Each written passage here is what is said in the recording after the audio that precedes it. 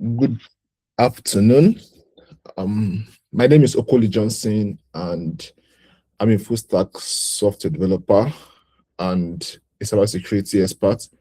I'm a graduate of computer engineering from FUTA Akure and also an MSc holder in cybersecurity from University of Birmingham, UK.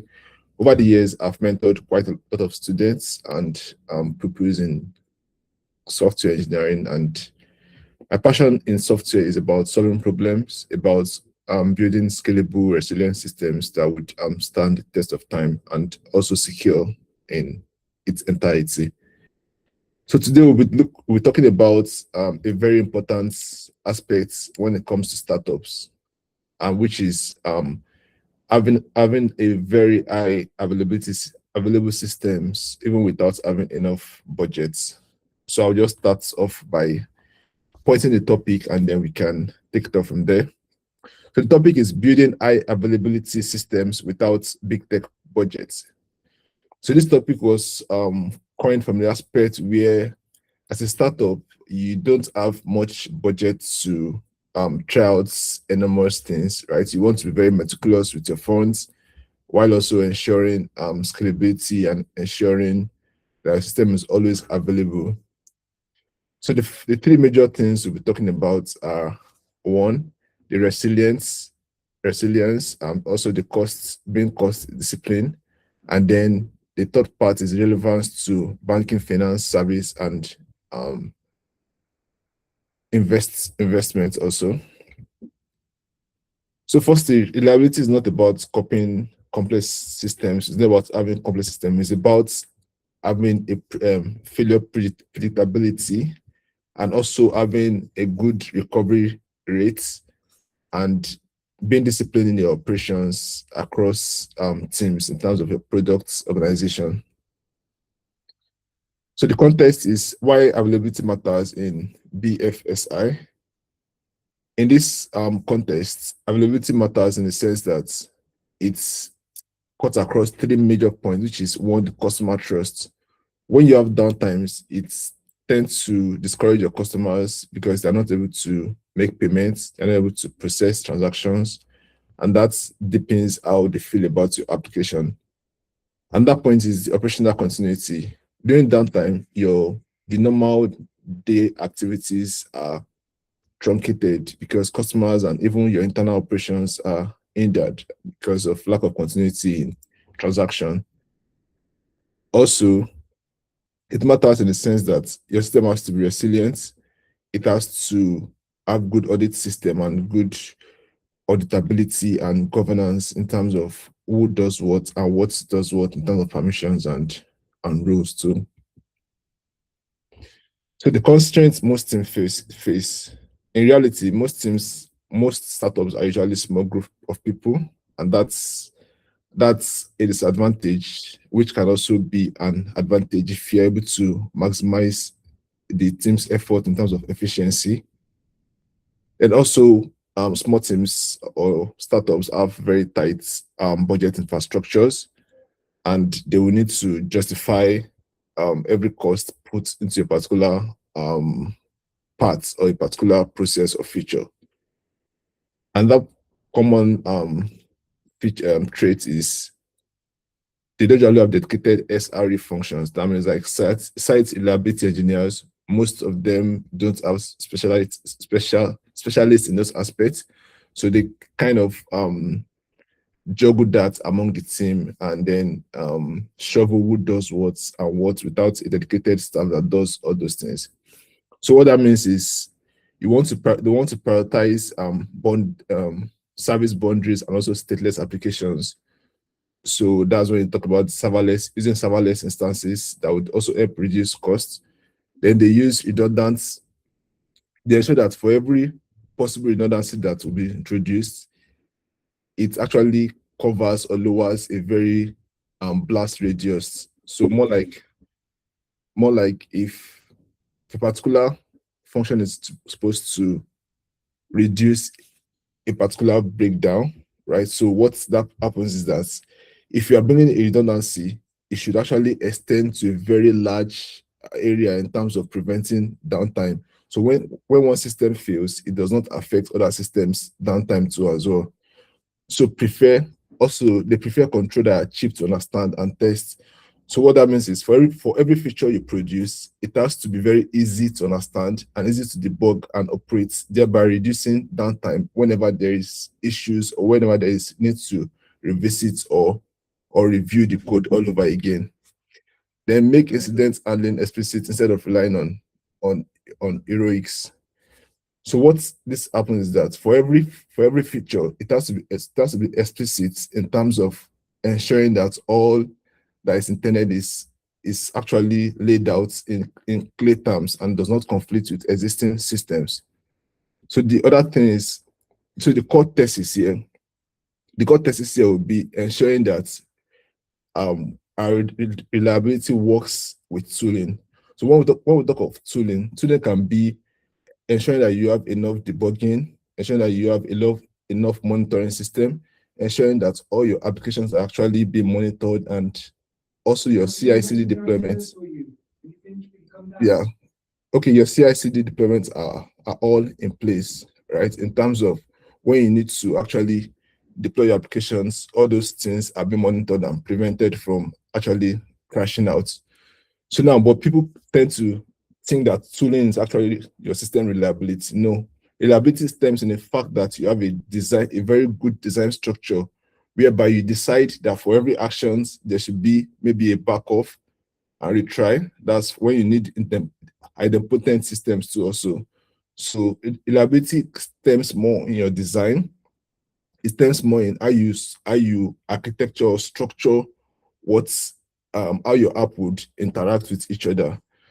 So it does not, and also another popular myth is that having multi-regional complexity would help reduce or improve reliability. That's not still the case. So what reliability actually contains is actually ensuring that your system is designed in a way that it's failure proof, and also it has a graceful degradation. So what that means is, if for instance a particular feature stops working, it doesn't affect other aspects too also. So it's kind of independent, but still communicate with each other. Also, making your rollback easy. So let's say, for instance, you make a deployment or a release and it's causing issues. You should be able to roll back easily without affecting other users too. And ensuring that you have a very good recovery rate in terms of clear ownership of who does what, so that at the point of failure, you can know who to pin or what to reverse to be able to ensure that the recovery is back. So the failure modes, where production system actually fails, they fail more in database connection, because there's something we call pool of connection. So if you are using a very limited pool, by the time you have so many connected instances, it tends to cause latency and also tends to prevent connections to the database, and thereby causing downtime too also. The other one you want to talk about is the dependencies. Let's say you have external dependencies. Let's say, for instance, you are leveraging on Stripe payment system, and for some reason Stripe is down, or some timeouts, or you don't have rate limiters on your system to prevent those attacks. All those also affect the system downtime too. The configuration errors. Let's say, for instance, you're supposed to configure a particular flag in your .env, or maybe you used the wrong secrets, or you used a stale secret. So all those could also cause downtime in your system too. Then background jobs too. At times when you run background jobs, they get stuck in stale states, and then if you are not careful enough, that means if you don't have idempotency, it can create duplicate retries, it can create issues also. But the crux of everything is you having a system that can actually stand so many stress, whether it's load stress or like high traffic, right? Because most systems, they fail when you have so much such traffic. So you should be sure that the system is able to withstand such traffic or such MS usage. So a pragmatic high availability blueprint system would be something like this, where you have your web, either it's web or mobile app, where your users use to operate your application. Then you have an entry load balancer, So this load balancer would help control traffic. So it will help like it will be able to route the traffic based on the amount of usage. So you can, if you are using a microservice architecture, or if even though it's still stateless, but you have different services, so this will be able to so this also, you can also talk about your routing here, whether it's engine X or whatever it is, and then it's routed to the appropriate service that it's supposed to go to. And that thing you want to also use is being able to cache and queue queries and requests.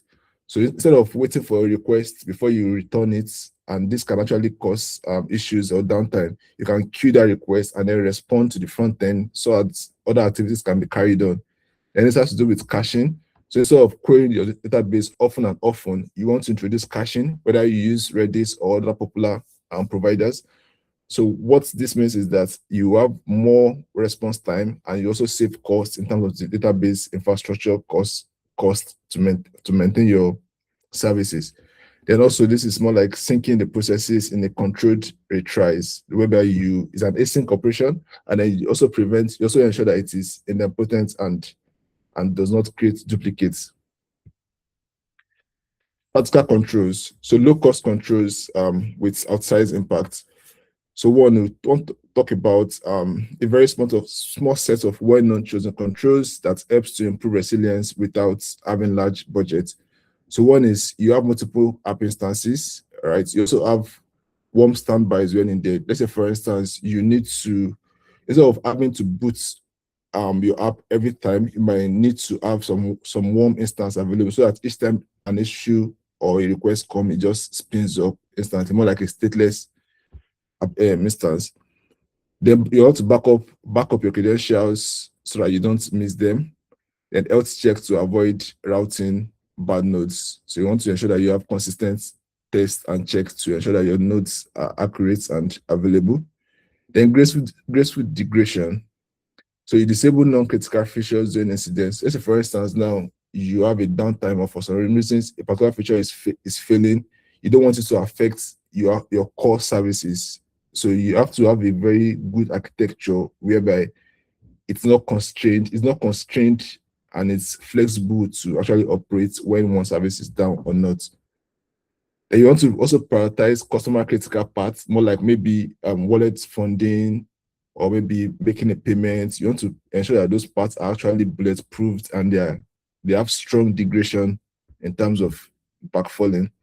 And traffic discipline, you want to ensure that you have rate limiters, you want to queue application, just like we said earlier on.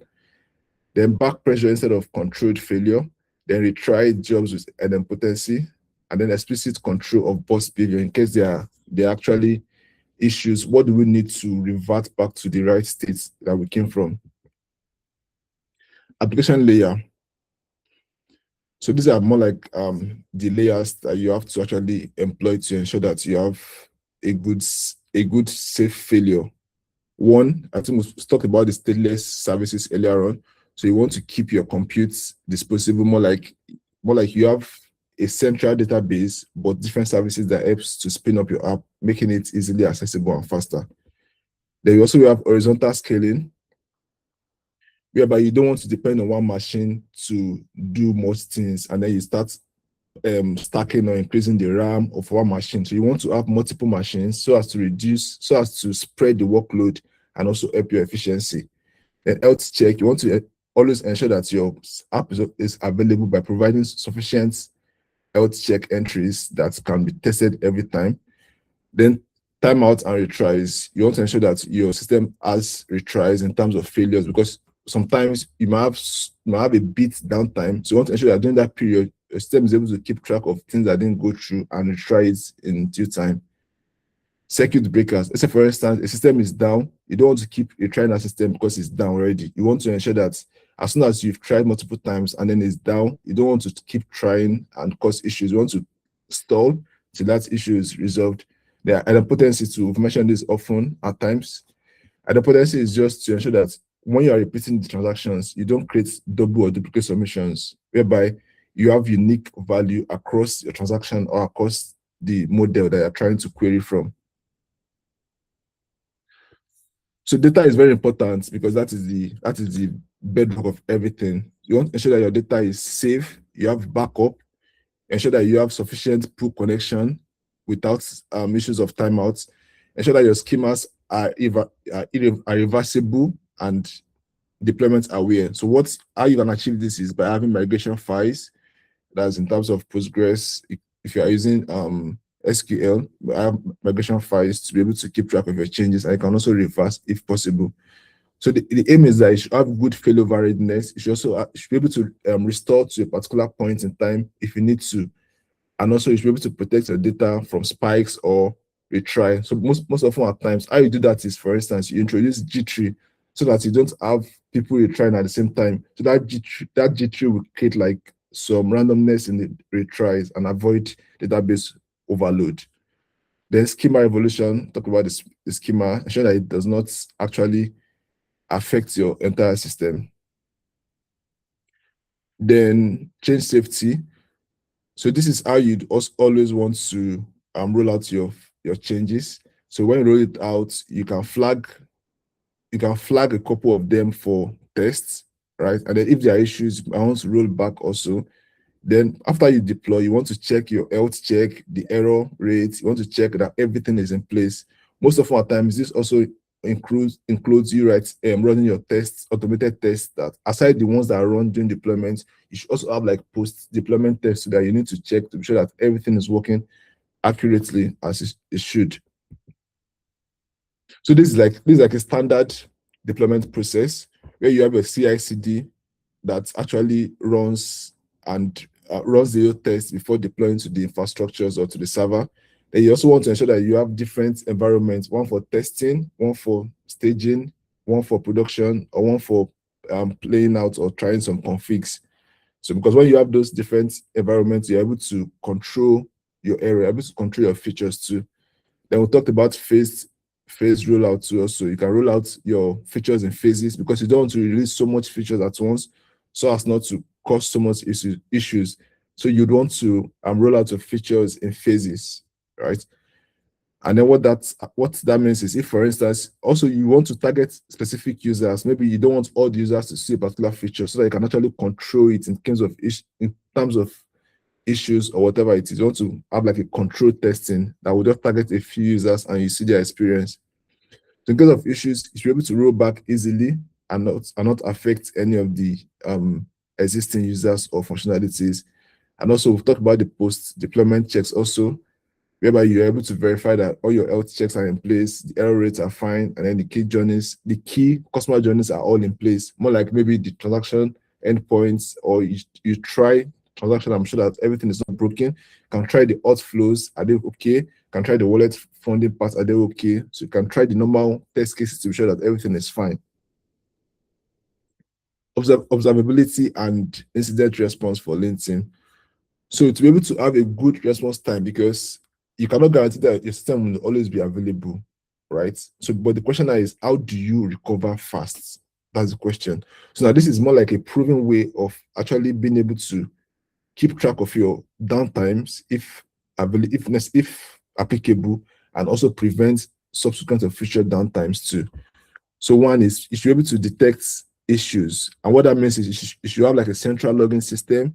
You should have error alerts. You should have basic metrics to be able to keep track of your activities.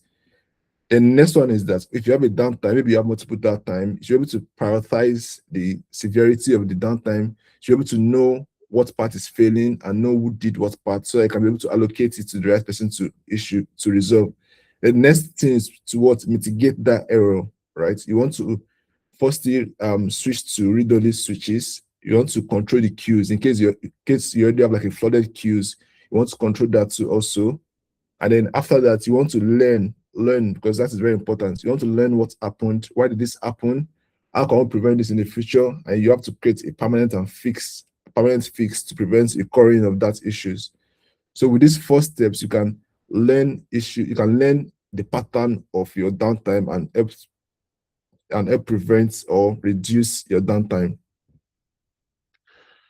So priorities, you do not need everything at once, right? You cannot get everything all at once. For startups and engineering teams, the highest return usually comes from reducing concentrated risk, before adding platform complexities. Focus on basics. So you want to focus on the basic things before actually having so many complexities.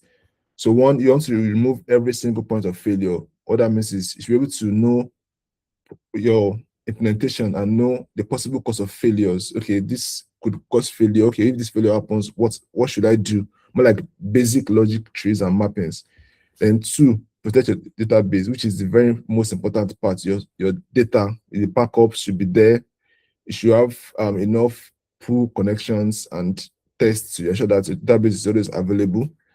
Then introduce safe deployments, just like we went through the other time. You should have like CI/CD deployment. You should have the staging environment, production environment, and all those things to ensure that you're able to reverse your deployment in case there are issues or there are possible concerns. Then add meaningful observability. What that means is you should have like maybe a dashboard that you can actually see and look into your systems to know what is happening in terms of activity logins, metrics, how many times a particular endpoint is being called, how many times does it return the good response, like, okay, what is the conversion rate? You want to know all the statistics that would help you have a better system.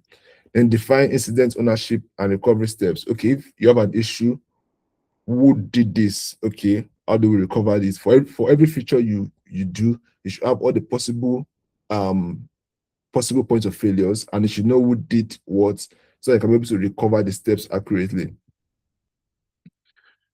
Reliable systems are built through simplicity, recovery, and operational clarity. So what this means is that reliability is just about making your system as simple as possible so that you can recover quickly during failover period of time, failover period.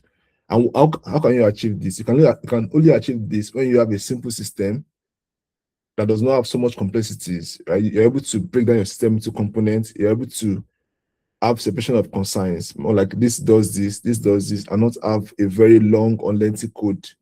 And also your complexity too. The time complexity of your code too is very important. So this is more like a very valid point here that says that high availability is achieved without enterprise scale. So you don't have to have so much budget to be able to achieve reliability. The main thing is that you should be able to build a very simple system that can contain your failures, and you can be able to recover quickly and operate with so much clarity.